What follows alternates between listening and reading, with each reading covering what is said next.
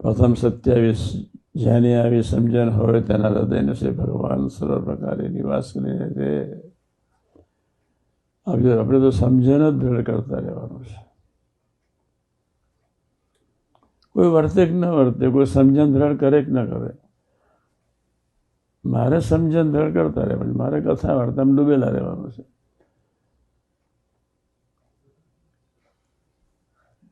પ્રથમ 27 = 37 = 62. પ્રથમ જેતલપુર 4 અને 5, આ 5 વચનામૃત નિષ્ઠાના કહેવાય. ભગવાન સ્વામિનારાયણને કોટી કોટી કોટી ધન્યવાદ. એક નિષ્ઠાને સમજાવવા માટે 5 પ્રકારના ભાવ જુદા જુદા વચનામૃતમાં દેખાડ્યા. એવા વિઝનરી પુરુષ હશે મહારાજ.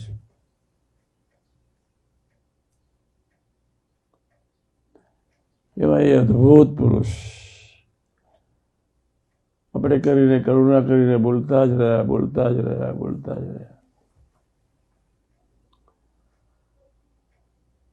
5 વચના તરફ નજર રાખીને આપણે નિષ્ઠા દ્રઢ કરતા જ રહેવું છે, કરતા જ રહેવું છે, કરતા જ રહેવું છે.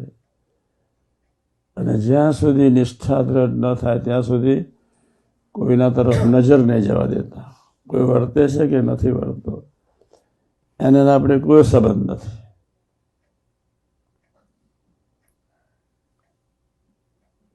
એની રીતે સાચું હતું, એને વર્તવા દો. આપણે શા માટે અપેક્ષા રાખવી?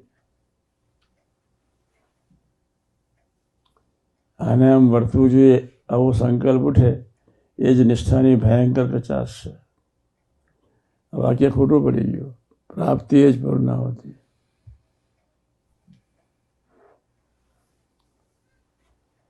નવરાજ રહેતા નથી આપણે આમાંથી.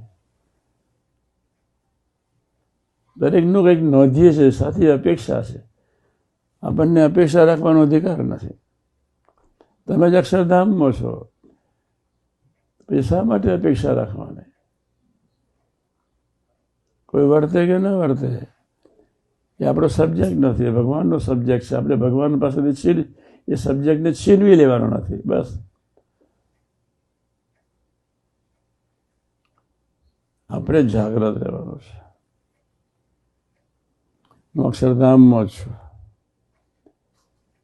મારી આજુબાજુ ફરનાર સૌ અક્ષરધામના છે. મહારાજે મધ્યના 13માં કહ્યું, તમને હું નિરંતર દેખ્યા કરું છું. મારા હૃદયાકાશને છે જ્યોતિ છે પ્રકાશની. આ જ વાત લખી મહારાજે મધ્યના 13માં. જ્યોતિને વિશે પ્રકાશમાં એક મૂર્તિ છે. તે મૂર્તિ તે હું છું અને મારી આજુબાજુ તમે સૌ બેઠા છો. એ લીટી એટલે પ્રાપ્તિ એ જ પૂર્ણાહુતિ. એનો બીજો અર્થ એવું કહેવાય, આપણે બધાએ નિરંતર અખંડ સંબંધ યોગમાં રહેવાનું, અખંડ નિષ્ઠા દ્રઢ કરતા જ રહેવાનું. માનવીનું નાલાયક મન અંતઃકરણ, મન, બુદ્ધિ, ચિત્ત, અહંકાર હલકટ છે. મનમાં ઘણા પ્રકારના વિચિત્ર સંસ્કાર, ચિત્તમાં ઘણા પ્રકારના વિચિત્ર સંસ્કાર, બુદ્ધિમાં ઘણા પ્રકારના વિચિત્ર સંસ્કાર. એ સંસ્કારોના પાપે કરીને મન બિચારું ફર્યા જ કરે છે, ફર્યા જ કરે છે. એટલે આપણે જાગ્રત રહીને કોઈ જીવે કે ન જીવે, વર્તે કે ન વર્તે, આપણે નિરંતર વર્તવાનું છે એટલું પાકું કરી નાખવાનું. અથવા બીજો અર્થ છે, કોઈ વર્તે કે ન વર્તે એને જોવાનો કિંચિત અધિકાર આપણને છે જ નહીં, ક્યારેય નહીં. કિંચિત જોવાનો અધિકાર નથી, કિંચિત. કોઈને ડ્યુટી સોંપી, સંજોગોનાથી એનાથી ન થઈ, મીઠાશથી કહો, કહેવું પડે. ભક્તિથી કહો, કહેવું પડે. સહજતાથી કહો, કહેવું પડે. મહારાજના ભક્તોની સેવા કરવાની છે, એટલે આપણી પાસે બહુ મોટી જવાબદારી છે, એટલે કહેવું પડે. પણ આવો ભાવે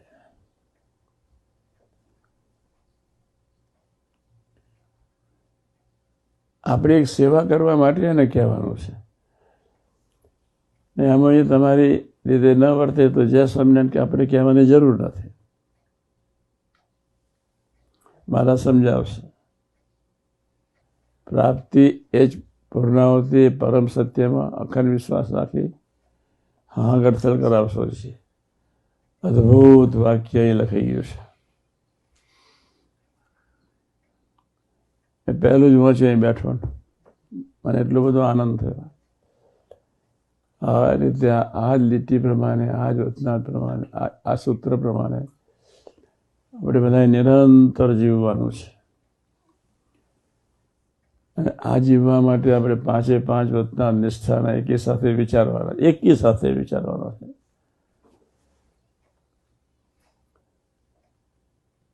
એકી સાથે એટલે નિષ્ઠા એટલે તું દિવ્ય, તારા સૌ દિવ્ય.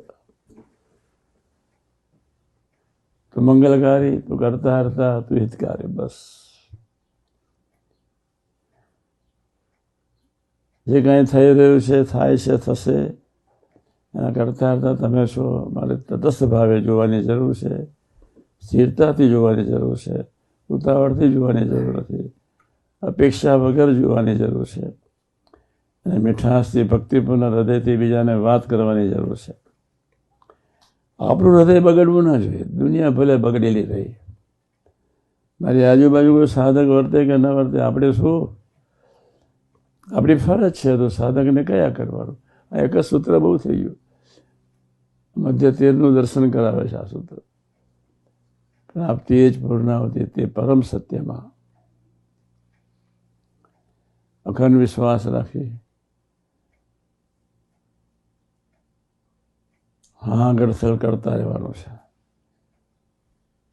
સંતનો સંબંધ થયો, હું અક્ષરધામમાં છું.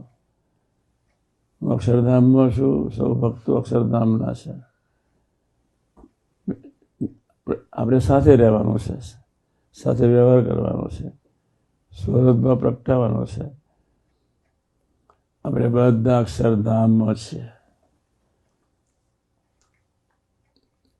આપણે એ રીતે જીવવાનું છે, ને તો મધ્ય 13માં આપણી એન્ટ્રી નહીં થાય. મધ્ય 13ની એક લીટી બહુ સાચી છે. મધ્ય 13 = લોયા 18 = પંચાળા 7. ત્રણેય વચનાથનો ભાવાર્થ એક જ છે.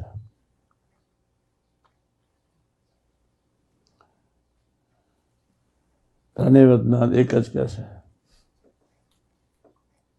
પ્રાપ્તિ એ જ પૂર્ણાવતી, એ જ પરમ સત્યમાં અખંડ વિશ્વાસ રાખીને હા ગડથલ કરતા રહેવાનું છે. સાધક આ વાતને પકડીને વિચારીને ચાલવા પ્રયત્ન નહીં કરે તો આખી જિંદગી એનો વિકાસ થશે નહીં. દરરોજ વિકાસ કરવા માટેનું આ સૂત્ર છે. દરરોજ નિરંતર અક્ષરધામ તરફની યાત્રા ચાલતી જ રહે. મધ્ય 13 18 પંચાળા 7 જેતલપુર 4 અને 5.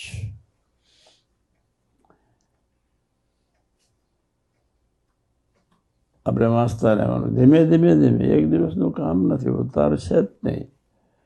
સમજણ દ્રઢ કરતા જ રહેવાનું. એક દિવસે સમજણ પૂરી થઈ જવાની નથી.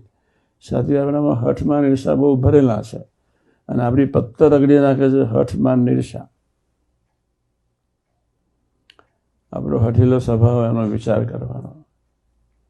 એવો સરળ કેટલો.